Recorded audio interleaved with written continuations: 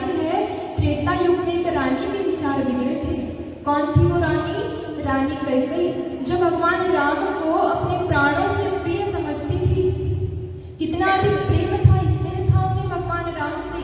लेकिन जब रानी कैकेयी के विचार दूषित हो गए, विचार विकृत हो गए, विचार बिगड़ गए, तो वही रानी कैकेयी कोप भवन में चली जाती है और क्या कहती है राजा दशरथ से? सुनहु प्राण प्रिय भावत जी का, देहु प्रथम वर भरत ही टीका, मांगो दूसर वर कर जोरी, पूर्वहु नाथ मनोरथ मोरी, तापस वेश विशेषी उदासी, 14 वर्ष राम वनवासी।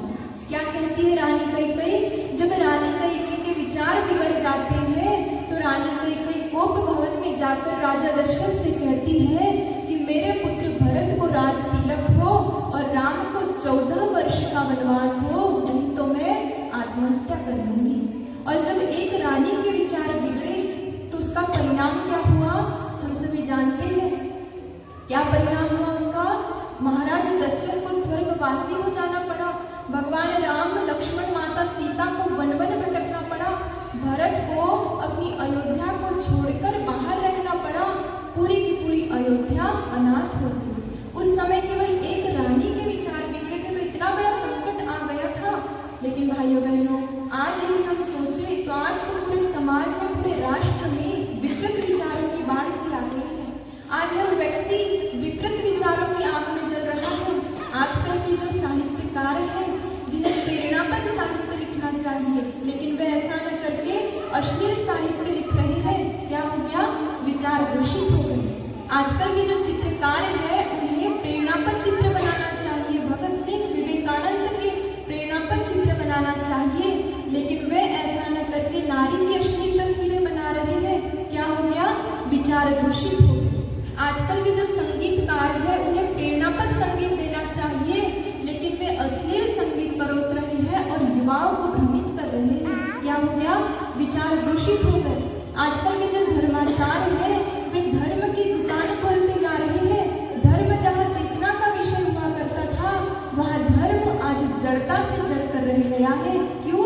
क्योंकि विचार दूषित हो गए। आज नेता देश को पतन की गर्त में लेकर जा रहे हैं, अभिनेता फिल्मों में अश्लीलता को परोस रहे हैं और हम देखते हैं कि पूरे समाज में, पूरे राष्ट्र में विकृत विचारों की बाढ़ सी आ गई है। आज हर व्यक्ति विकृत विचारों में जल रहा है।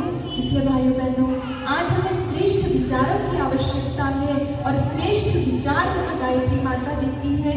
इसलिए इस युग के युग मनीषी परम पूज्य गुरुदेव ने विचार क्रांति अभियान की घोषणा की कि विचारों में यदि क्रांति होगी तो ही युग परिवर्तन होगा।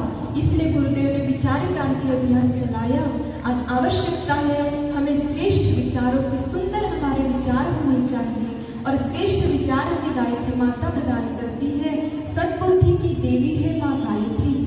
यही गायत्री जिसे महामानवों ने जपा, महापुरुषों ने जपा, इसी गायत्री के विषय में याज्ञवल्क्य ऋषि कहकर के गए कि गायत्री वो राजहंस है जिसका एक पंख तो भौतिक सुख सुविधाएं प्रदान करता है तो दूसरा पंख आध्यात्मिक रिद्धि सिद्धियां प्रदान करता है।